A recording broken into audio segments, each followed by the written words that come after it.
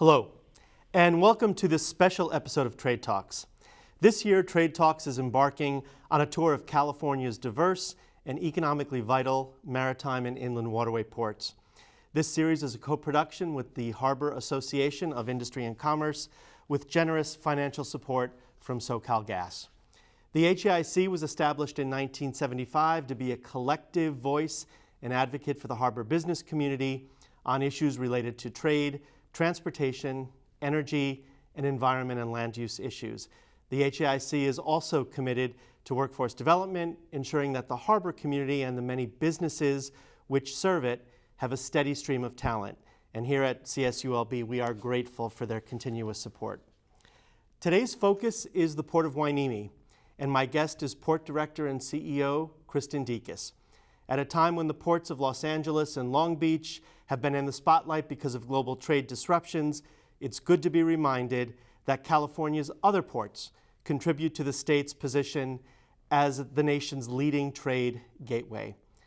Please join me as we turn our attention just a little bit north of the San Pedro Bay to Ventura County on this edition of Trade Talks.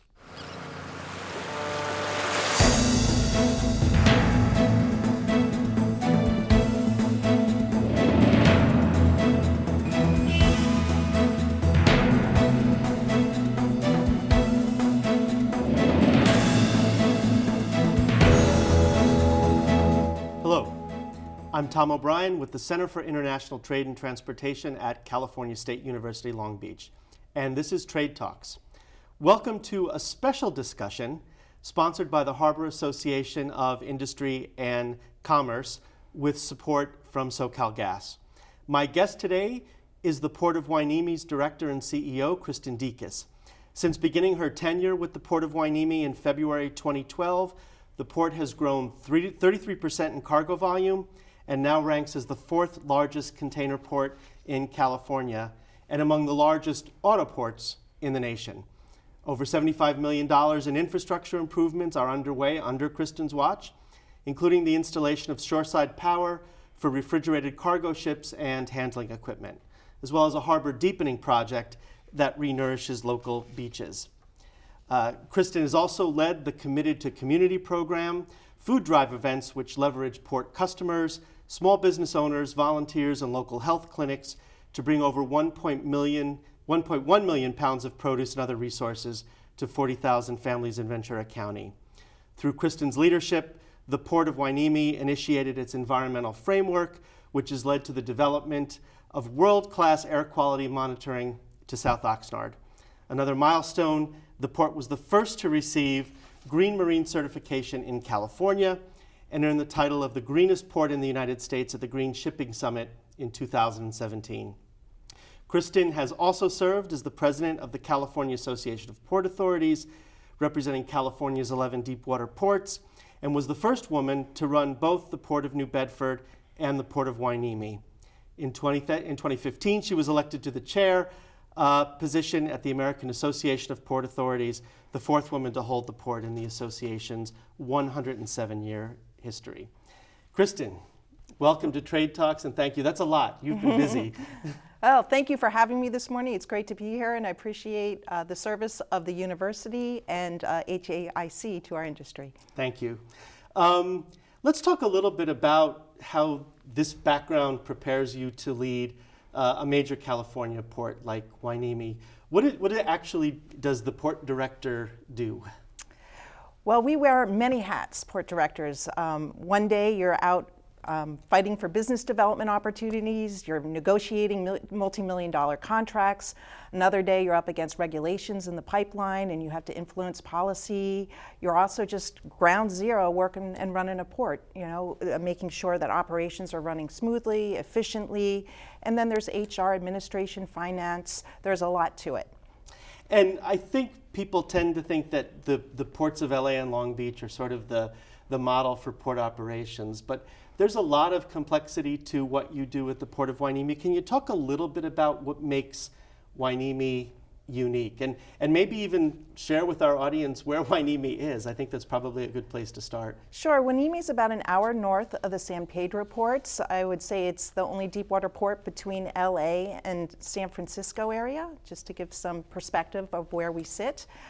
We are geographically, strategically located, being in the backyard of LA and Long Beach, because we're in that large metropolitan basin.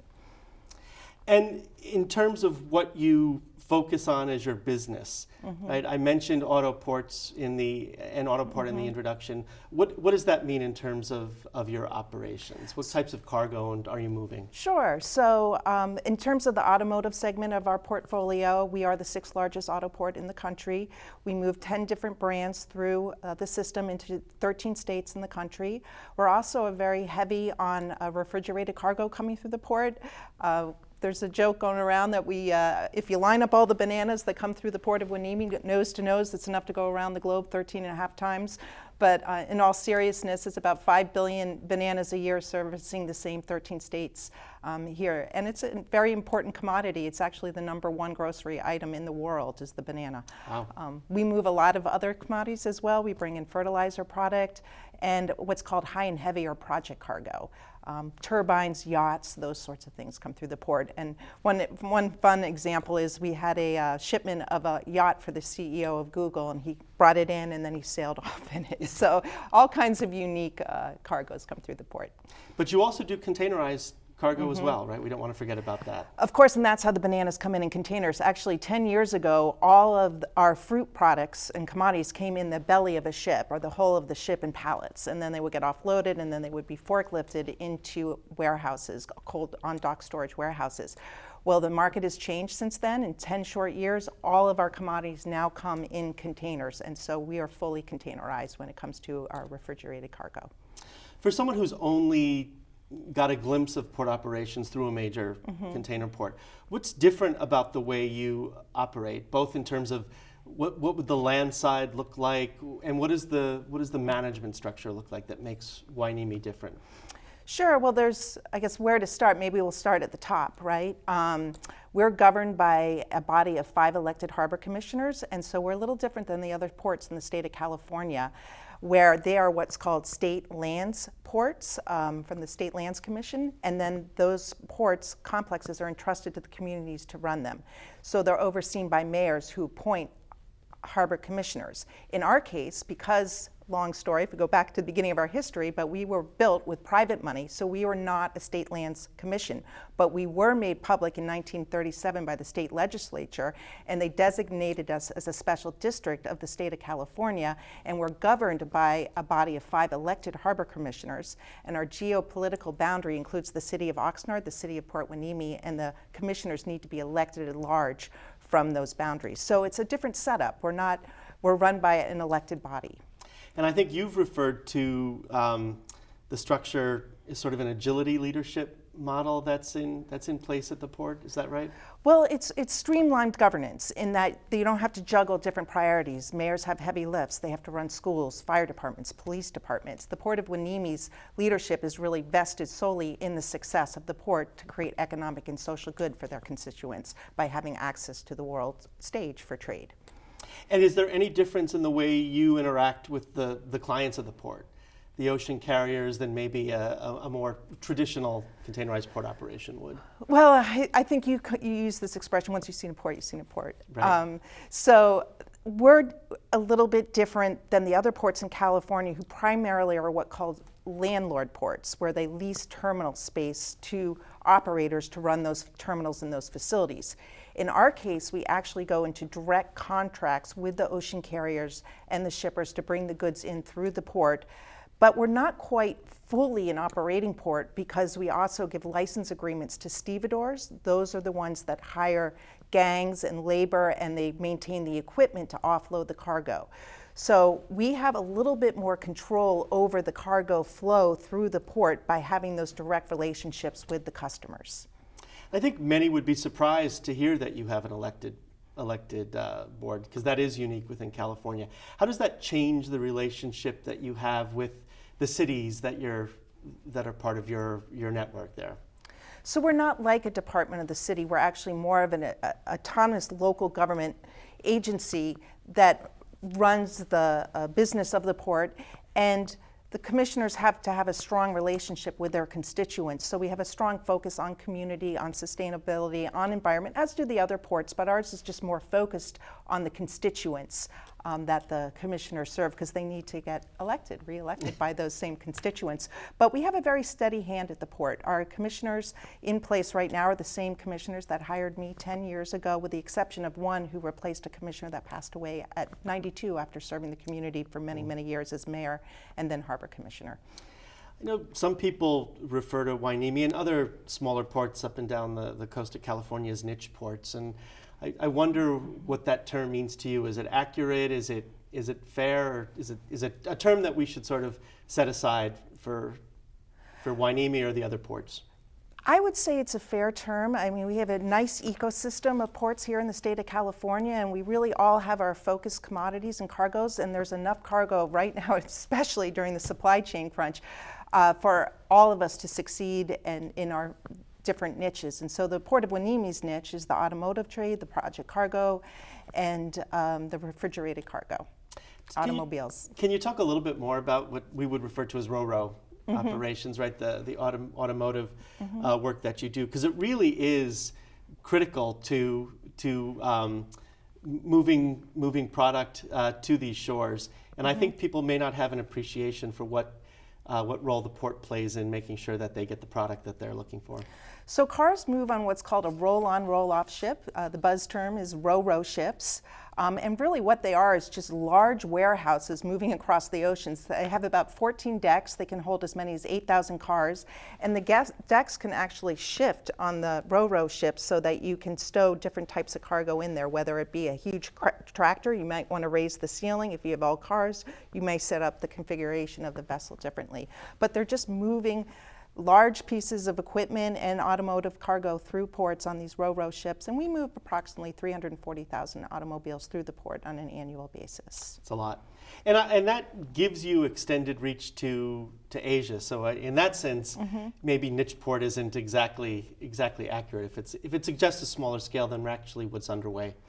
Yeah, so the refrigerated cargo services are what we traditionally call liner services, meaning they move in one port to another port, back and forth, more origin to destination, whereas RoRo vessels tend to move around the world, and they're less regular services. So we know when our banana ships are going to come in. Our big customers, Del Monte, Chiquita, and Sealand, have regular timed berthing allotments, whereas the RoRo ships, we kind of get a monthly schedule, and we have to forecast when they're going to come on based on where they're going around the world to get their cargo. I think we're getting a sense of how complex the job of the director is at a place like this. You also have a unique neighbor within the context of California ports, and that's the Navy, military. Can you talk a little bit about that relationship as well? Sure. Shortly after our inception in 1937, we faced challenges in 1942 and World War II. So Big Navy came in and took the port over by eminent domain for several years. And then since that time, we've slowly gotten pieces of real estate back into the port complex. And now we have a shared harbor with Navy Base Ventura County.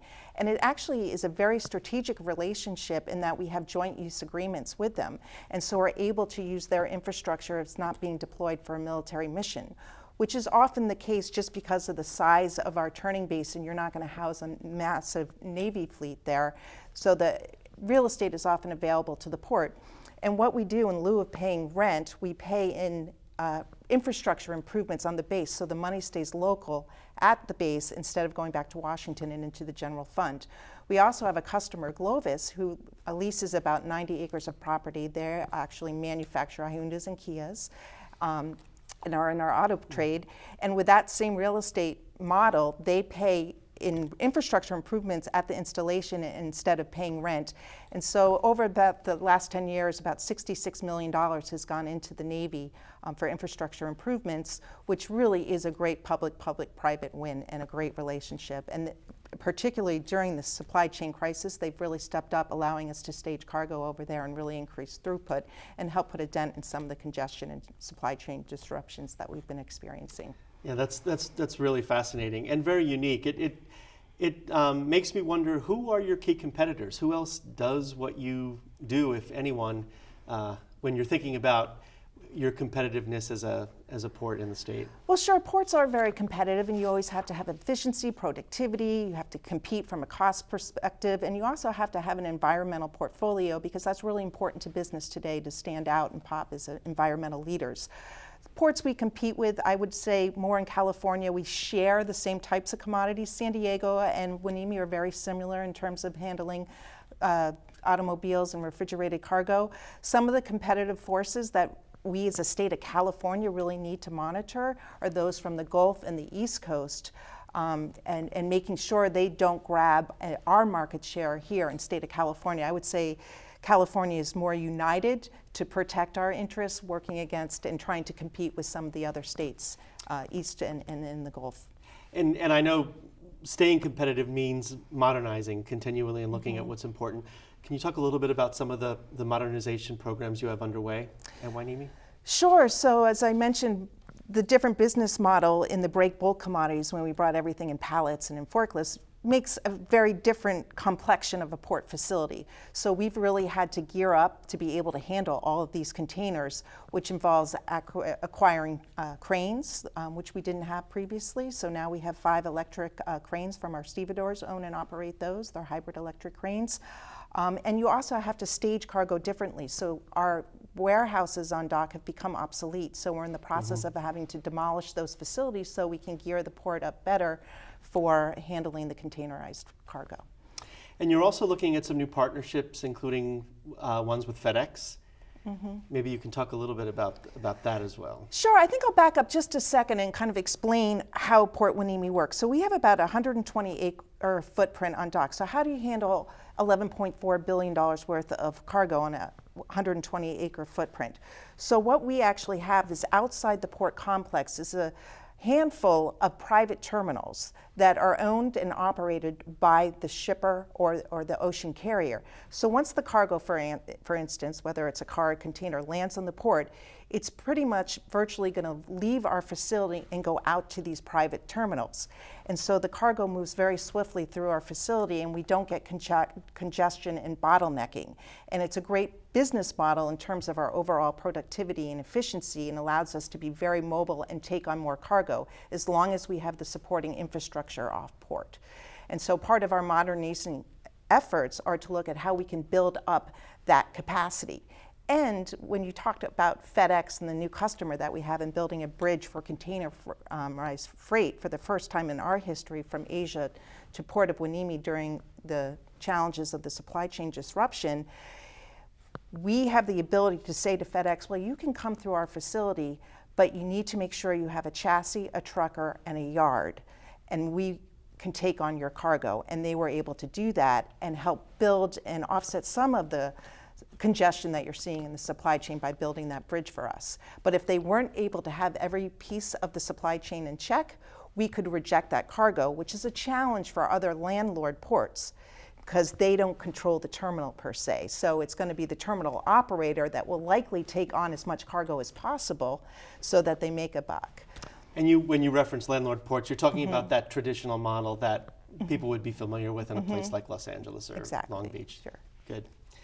Well, this appears to be a good time, I think, to take a break. We've just started getting into, I think, the unique aspects of Hueneme and some of your plans moving forward.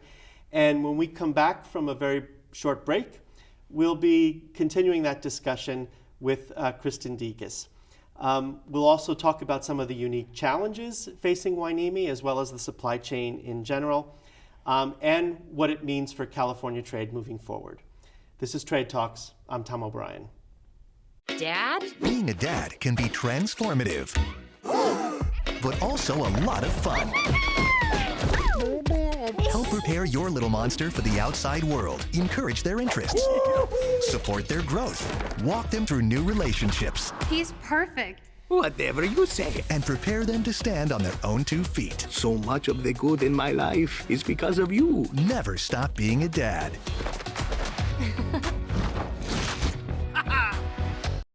Welcome back to Trade Talks. I'm Tom O'Brien with the Center for International Trade and Transportation at California State University, Long Beach. And my guest today is Kristin Decas, the Director and CEO of the Port of Hueneme. And this Trade Talk series is sponsored by the Harbor Association of Industry and Commerce and SoCalGas. Kristin, welcome back. Thank you. Great to be here. Before the break, we were talking about some of the modernization and infrastructure improvements you were making. You're also looking to do some work outside of the gates. If you want to talk a little bit about work you're doing to connect the port operations with the network that gets the goods out of the ports. Yes, sure. So part of what we're finding is of this pandemic, if you will, in the supply chain disruption, is that you're seeing a lot of operators in ocean, or shippers, really the shippers, right, the retailers, wanting to get more control of the supply chain. So that's put a lot of pressure on the system and building resiliency. And so we're seeing a tick up in demand, wanting to call on ports like the Port of Hueneme because we offer different types of solutions for them. And what that means is that we need to invest inside the gate and outside the gate, as you just mentioned. And so we're looking at how we can continue to build off our business model and have more inland ports to support the growth that we can realize and tap into inside the gate. And so we're looking to build a logistics park. We're working with some property owners. There's 22 different owners, so it's a touchy negotiation, but there's some real estate outside the port that we're looking to develop to support our continued portfolios and look at growth opportunities. And I think the port's also looking at expanding something perhaps as basic as parking availability, but how critical is that to what you do? So it's really important, and cars are a very high margin commodity for us. We may handle more in volume in bananas, but by revenue, the cars are a very important business segment for the Port of Hueneme. And as we want to grow containers, again, that's sort of that different business model. We need more staging area. We need to be able to stack containers, and we need space. But we'd also like to stack cars. But you can't stack cars unless you have something called a parking structure. So we're looking to build a parking structure inside our gate, and with all of the attention on the supply chain and these opportunities that are in the pipeline for infrastructure funding through the federal government as well as the governor's budget, we're trying to tap some of that opportunity and that funding opportunity to build up our port both inside the gate and outside the gate. So is it fair to say that the pandemic has maybe been good for business? I mean, with the image we have is some really turbulent supply chains, but it sounds like you're moving forward and in a way that is a response to a renewed profile and higher profile because of your opportunity and ability to fill gaps. Yeah, I guess my first reaction to that is that no one wanted COVID, right? The pandemic was a nightmare, and it put a lot of pressure on the whole supply chain system. And so I don't think it's necessarily, well, it is COVID, but it's the impact of what the consumer patterns have been as a result of COVID. And that e-commerce being up, I think at some point as high as 40% up, which just sent surges of cargo through our San Pedro partners, and to their credit, they have done a tremendous job optimizing their facilities to handle all that throughput. And a port at the scale of Port Hueneme couldn't put a large dent in a problem of that size and magnitude, but we certainly can help. And you're finding if all these niche ports line up and they take off some of the loads from the larger ports, we can make some difference for certain types of commodities coming through our complexes. So traditionally, we handled all fruit. Well, now through this new FedEx business, we're bringing in commodities we've never seen before: electronics, apparel, medical supplies, all sorts of dry cargoes that we've never handled before. So it's been a really interesting time for us to be able to build this new bridge. And I feel like that cargo is going to be sticky, as I was sort of saying earlier, because these shippers do want a little bit more control of their goods. The way I refer to Hueneme is that we're more like a taxi service or a limousine service as opposed to being a bus. And so you pay a lot less to get on the bus, but not so much anymore, right, because of the pandemic. So people are starting to rethink how they move goods. There's more of a premium on origin to destination and speed to market, as opposed to just cost being the primary factor of what's driving cargo. So you are seeing some shippers the Home Depots of the world, the Walmarts, TJ Maxx's, wanting to get more control and even consider chartering their own vessels on smaller ships to come to ports like Hueneme and San Diego, some of the Pacific Northwest ports, to have more fluidity when you see times of congestion like we've seen here at historic highs in congestion. So you've seen growth in both imports and exports then? Yes, we have, and there's some reasons behind that, but since July alone of this fiscal year, so if you run numbers from July of FY22 through February, we've seen our revenue is up 28%, our containers are up 200% on export side and 123% on the import side. And then we're seeing some crazy things in the high and heavy world and on the row ships. Our high and heavy cargo is up 143%. And to give some perspective to that, traditionally, we might move 40 pieces of high and heavy equipment. This week, we move 500 pieces. And some of the things that are coming on these ships traditionally would go in containers, and then they would go through the San Pedro ports. So now we're watching our longshoremen run off vessels and forklifts and things that would traditionally go in containers. So it's just mind-boggling when I go out on the docks and I see all these different types of small pieces of equipment that are actually getting driven off ro-ro ships that would typically handle these big containers and, not containers, excuse me, tractors and equipment and those sorts of things. So it's been really interesting. On the other side, kind of flipping over to the auto side of the house, it's been seriously impacted. Our auto business is down 19%, primarily because of the semiconductor chip and the problems in manufacturing, both due to COVID and crunches in the supply chain and the increased demand for this chip. It's in everything. It's in a car, it's in a refrigerator, it's in our phone, our laptops that we've been relying on during the pandemic. And so it's really hit the automotive segment quite hard. But because we're doing so well in the high and heavy and container side of the house, our revenue is actually up 28% year to date. So it's just a new phenomenon. It's a different paradigm shift in cargo movement at the Port of Hueneme. And I know this requires you to work differently with new customers, but what does it require in terms of coordination with the other ports along the coast? Has it changed your relationship with the San Pedro Bay or Oakland? Well, we have the California Association of Port Authorities, and that's where the ports come together, and we really collaborate around common issues. And there's a lot of common issues that we rally around, particularly now we're fighting for infrastructure funding. Particularly important to all the ports to increase their capacity to be solutions to the supply chain. So we really come in with a united front through CAPA on various types of issues. Another one would be around regulatory issues and trying to influence policy that we have rational policies governing our port complexes. The changes you've talked about, the new ways of doing business, are they likely to stay? Is the pandemic resulted in really systemic changes moving forward? That's a great question, and there's a lot of unknowns. I think we have to put our crystal balls out, right? So there's kind of, the way I look at it, there's three big factors right now. Will consumer trends shift? Are we going to go back to a more service-oriented society as we come out of COVID? But are we coming out of COVID? You see lockdowns now in Shanghai again and ports closing, and how does that impact the supply chain? We're hopeful that we won't have to go through the era of mask wearing again and COVID and all get stuck in our homes and have to buy stuff. So in talking to some of the big ocean carriers, they suggest that e-commerce really needs to shift to stabilize the surge in cargo.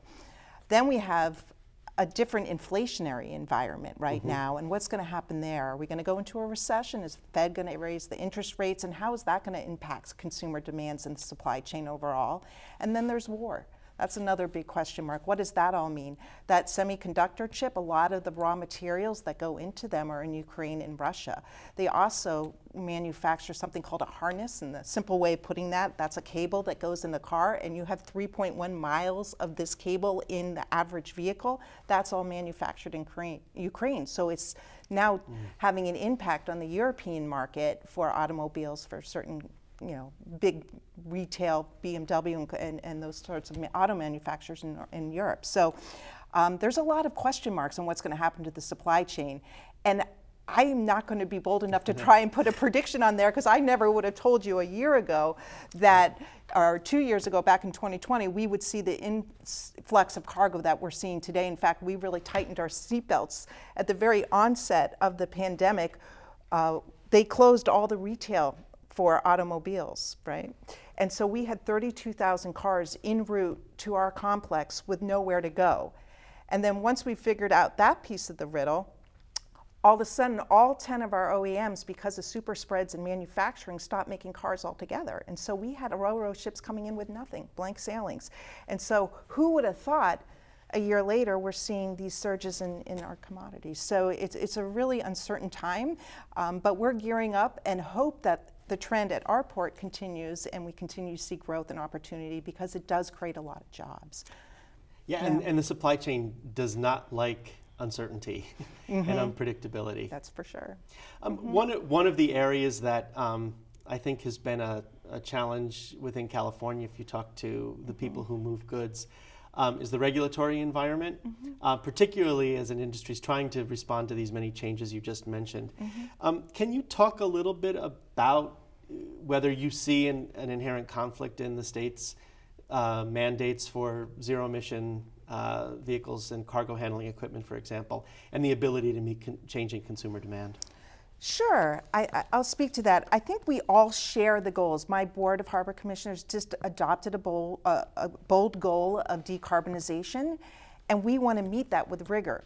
But we're not going to put a timeline or a date on when we're going to achieve that goal, because it really does have to be a rational conversation, and you need to have the technology available.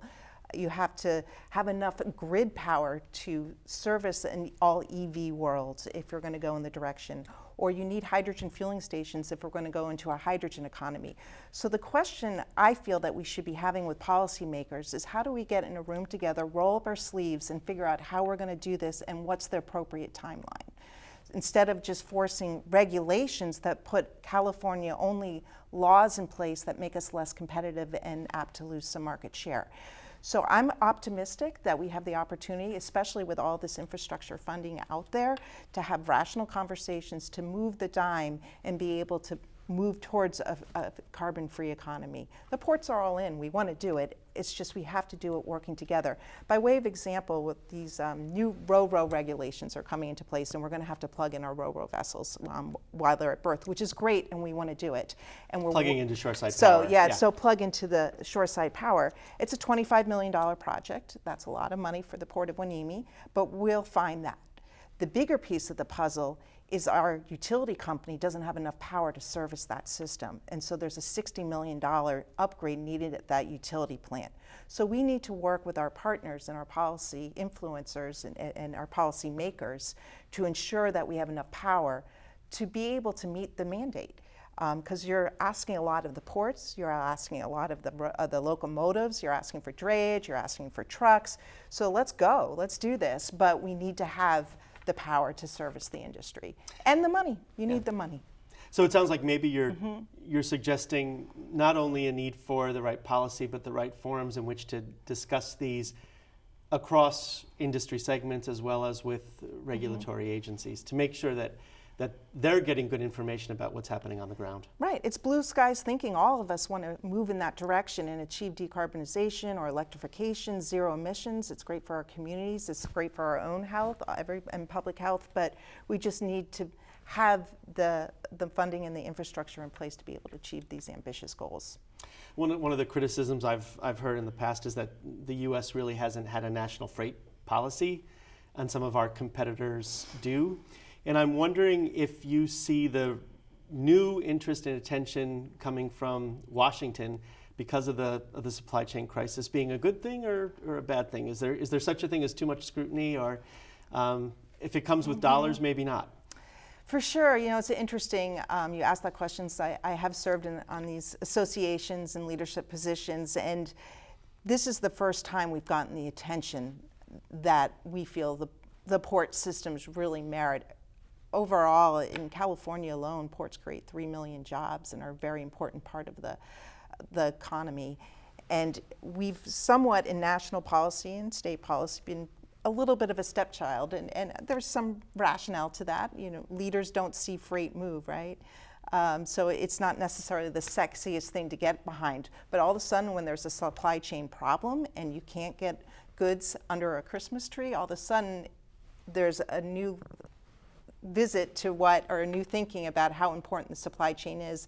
And now it's our opportunity as a port system, a goods movement system, to really get out there in front of these opportunities and talk the talk and help build buy-in of how important the supply chain is and how we need to support it at the national level, the state level, and the local level.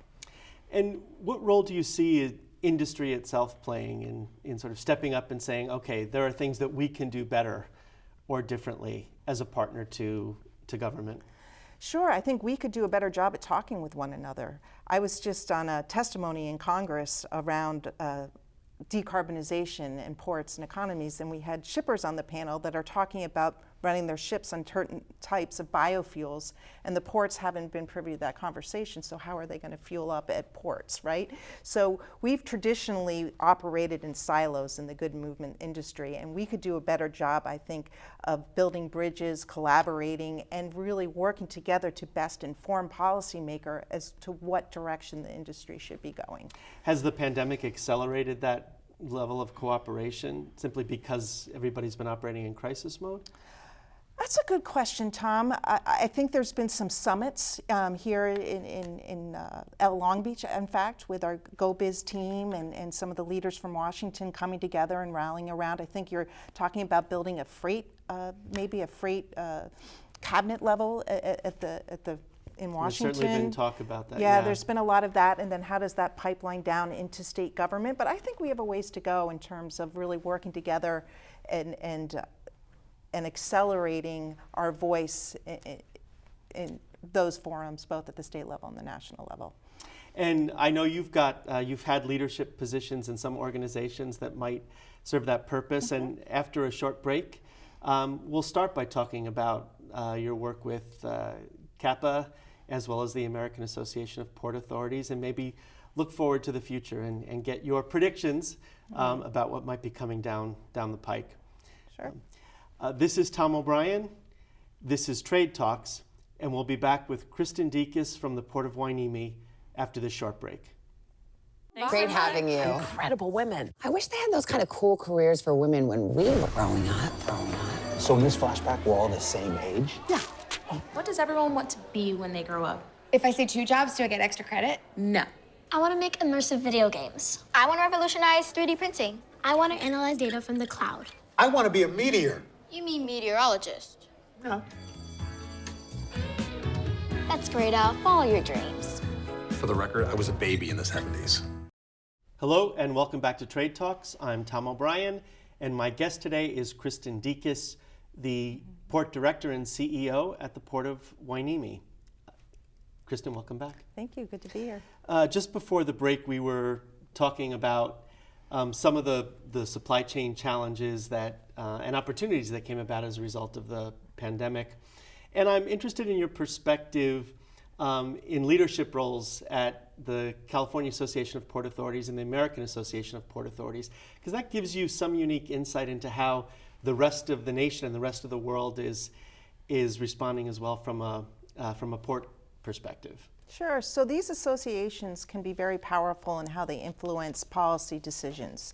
This is particularly timely right now as we're facing these supply chain disruption, and trying to build up infrastructure and capacity is a really important conversation that we're having at both the federal and the state level. And these associations lend us an avenue to really come together and be a more powerful and united voice around those issues. And you've had a chance to sort of look at the way ports operate around the globe. Mm-hmm. Is there a best practice that you point to, or do you look at somebody and say, that's a leader, that's what we aspire to be? So that's a really great question, and that's another role of these associations, is where we all can come together. And the industry really is quite small, even though it's so grand. But we really use these associations as a place to interact with one another and network and really learn what those best practices are, whether it's around cybersecurity, port security, environmental practices, operational efficiencies. All sorts of conversations happen inside those groups that really make us a better industry. And so all of what you've just enumerated is what makes a port competitive, I guess. Is that what you're saying? For sure. So the better we can serve our customers, the more efficient that we can be, and in all honesty, the best that we can build up our workforce and serve our communities by bringing back economic and social good through the types of jobs and the sustainable practices of ports is better for our local communities, our national footprint, and even the global footprint. You just referenced both environmental measures as well as cybersecurity. And my guess is, had we had this discussion maybe 10, 20 years ago, they would not be in the mix when we're talking about what really makes a port operation successful. Is that fair to say? I think that's quite true. My background actually is in environmental policy and law, and I don't know if that's a degree that would land you a port director job 20 years ago, but it's becoming increasingly important being leaders in the environmental space to ensure that we have operations that protect public health and air quality and those sorts of things. When you look at the work that you want to do projecting toward the future and future success, is it in increments of 5 and 10 years? Are you looking at 20 years down the road or even further beyond? What's most critical to you? So at the Port of Hueneme, we're in the process of updating our strategic plan. It was sunset in 2020. It was a 5-year plan at that time, and we figured that horizon actually wasn't a long enough stretch, so we wanted to make it a 2030 plan. And then COVID hit, so we sort of given up and giving it a year number and just coming up more with a 10-year planning horizon. And so we're looking at building up certain pillars through our strategic planning process, primarily around infrastructure, which is so important to increasing our capacity, around economic vitality, which is that to create jobs and create economic prosperity, around environment, around innovation, and then social equity and inclusion. So those are the 5 pillars yes, for they your are. strategic planning. I'd like to talk about some of those a little bit and see what you're preparing for. Technology is critical. Information exchanges, the ability to move cargo more efficiently. What's at the top of your list or at Hueneme's list for the next 10 years? So one of the big space in the tech world and conversations all the ports are having is bringing visibility into the supply chain and data optimization. That's a very big conversation that's happening globally around the supply chain. For us in particular, we're very interested in that and how we amp up in that arena. But we're also at the local level doing something that I think is quite cool. It's a collaborative. It's called FathomWorks, where we've partnered up with our Navy, with our Economic Development Collaborative, with a company called Matter Labs, which is a venture capitalist company, and very brilliant young men that run that and have access to the tech community, and the port. And we've designated some warehouse space behind, on our complex. It's an opportunity zone, which gets some of the tax benefits around the opportunity zone and deferred investments in tech and innovation. And we have about $8 million of equipment in there that the Navy's provided. And so we're actually able to print a car engine in this space. We have simulators back there, all kinds of really cool stuff. In fact, now it's so fun to say that we're printing equipment to support our shoreside power system, repair parts that are very difficult to get because they're made in Europe and whatnot. And we can actually manufacture these parts right at our port complex through this incubator hub. So the idea and the goal of this is to create bridges for tech for our community to come in and develop and sell it to the port or Navy, or vice versa, take developments happening inside the Navy, bridge to our incubator lab, and then commercialize it for the US consumer. So it's really quite cool. And then we've taken it to a whole nother level in that we're also inviting the youth to come in and play in this space. We have a drone cage, we have a tank where you can test underwater robotic equipment, and I'm pleased to say that we just had the region's high school robotics event at the Port of Hueneme, where we had 1,200 kids come and compete in this playground, if you will, of technology. And it was like NASCAR, right? So they had these robots that came up and they competed, of all things, in technology and transportation. So these robots were designed to offload cargo. So they're competing to offload the cargo of the robot, and then they race back to the pit to repair the robot so it can go on to the next competition. So really exciting things that are happening in this innovation space at the port. As an educator, that warms my heart. But it's fascinating because what you've mentioned is both seems like a short-term and a long-term approach to incorporating technology. And it also involves all of those partnerships that we've already talked about today. It's public and private, different levels of government, perhaps. Fascinating. And the opportunity to transfer technology that's developed in this space so it can serve other agriculture, for instance, or other sectors in our economy can gain from the technology that gets developed. So that's fascinating. Pretty cool. Congratulations. One of the hot button issues is with regard to technology is automation, what opportunities it offers, but also what it means for the future workforce, including a shift from labor to technology-based operations at a port. Is this something that you're thinking about at Hueneme? Is it part of the plans that you're making? So that's a very pressing conversation that's happening at the larger ports where you're seeing ship-to-shore automation, and the challenge is how do you green and automate technology so it's zero emission without compromising labor. At the Port of Hueneme, that's not something on the short term or even long term that I think is going to be a big question mark for us because we're just such a hands-on port. Right now, although it could change, you're talking about automated vehicles and whatnot, but you need labor to drive cars off ship. You simply do.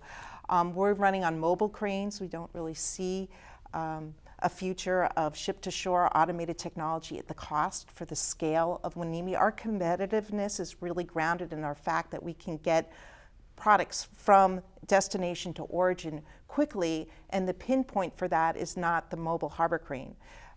It's the whole system that gives us the flexibility and the speed to market. So to make massive investments in automation really wouldn't make sense for a modest increase in productivity just in that offloading piece of the supply chain. Right.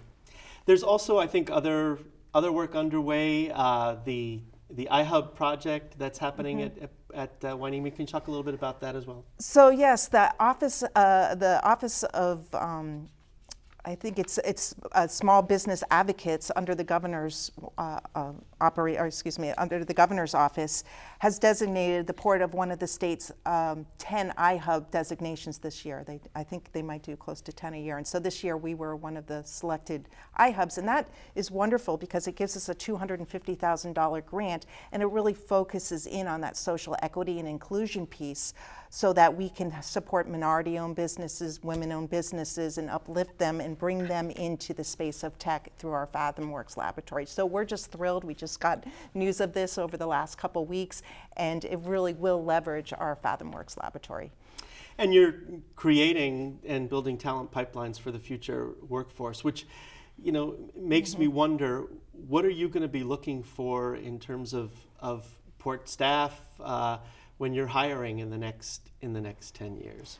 Well, I'll hit that in a couple of ways. One of the things that we do at Port of Hueneme is we have a global trade and logistics class, and it's a class that runs every semester for 12 weeks, and we have experts from the field come into the port classroom, if you will, and educate students on maritime career opportunities, and then we take them out to the field so they can see all the different types of jobs affiliated with the port, and then the excelling student gets a paid internship with the port, and we've had students come out of that program and find themselves here at CSU Long Beach, and it's just one of the most rewarding things to really influence a life and see someone build a career that's so promising through this global trade and logistics class.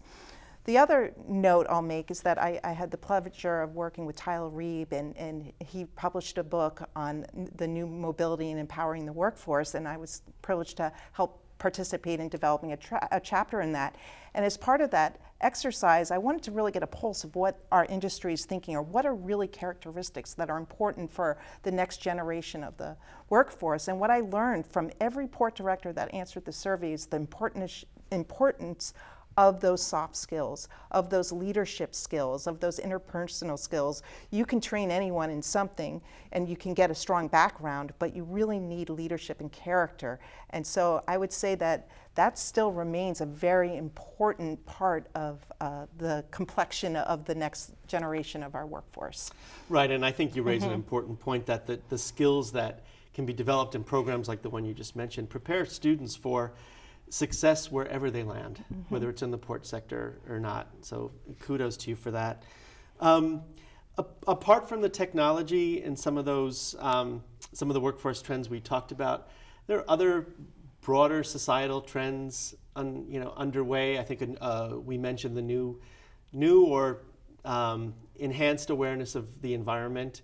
How do you see that impacting the work that you do 10 years down the road? Is it an acceleration of what's already underway? Well, what I think would be cool is really, again, going back to that blue skies thinking and really be able to move in that direction of the zero emission port complex, and then lifting up the people that live in our communities to be able to tap those jobs in that space and be part of growing that technology. And the question, Bill, is how do we develop those pipelines for our communities who are often lost? In Hueneme, 29% of our students in Oxnard don't graduate from high school. How do we change that? And how do we build that pipeline for those people to really be the benefactors of the jobs that are created through the goods movement system?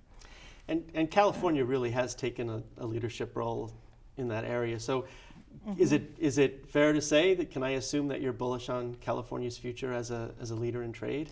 I think we have a lot going for us in California. You may hear of the mass exodus and those sorts of things, but we have the geography, we have the resources, and we have the talent in the state, and I'm highly optimistic that we're going to get this done. So in terms of how you're going to define competitiveness in the future, we've talked about defining it in the present. Anything new you would add to the mix? You know, one thing that I guess I would say, one of the most compelling things, and not to toot your horn, but I really believe we have such a strong academic system, both through the UC schools and the CSU schools in the state, and they're highly competitive. As a parent that has a daughter in the Cal Poly space or system in university, it's very competitive access to really great education, and I think that's going to be really important strength for us in this California economy. And if your partners outside of the state ask you what makes California unique apart from the education sector, what would you tell them? I think we really are leaders in the environment. We are the only ports in the world really that require that ships get plugged in. They are doing it in other places, but we really lead the way in terms of reducing emissions, focusing on inequality. It just comes down to having the balance and how we do that in a way that you don't break the back of the goods movement system. And so as we sort of near the end of our discussion, we've learned a lot about Hueneme. Thanks for that.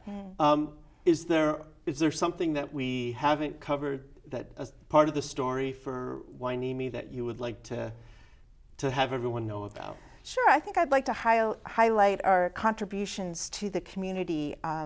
Traditionally, we would have a banana festival. When I started about 10 years ago, was our 75th anniversary at the port, and we decided to celebrate this with a banana fest to bring in the community and showcase the value propositions of a working port and what we really do inside the gates.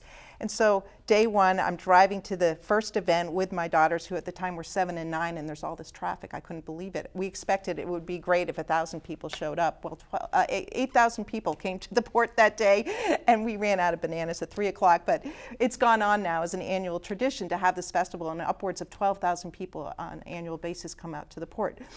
So that's been really fun and important and influencing in our community. But with the COVID pandemic, we weren't able to obviously have this event. And so we really kind of switched gears and thought, how can we continue to support our community, particularly during these really tough times when we're shutting down our economy, and the port's doing well. So we took our resources and we started something called Feeding the Front Lines, where our customers set up, and Del Monte contributed 1.1 million pounds of produce, as you said at the beginning.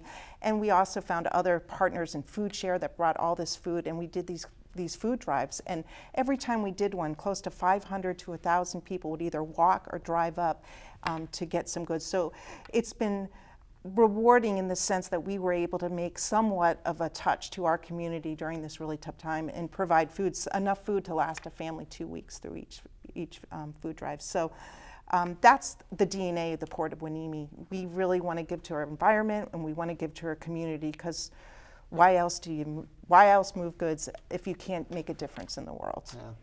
That's a great place to stop. You've really emphasized the fact that when you've seen one port, you've seen one port, and Hueneme is really unique, and I'm really pleased that we can share your story and the story of the port with our audience. Thank you for being part of Trade Talks, and I hope you will join us the next time we gather around the negotiating table. I'm Tom O'Brien. This is Trade Talks. Thank you.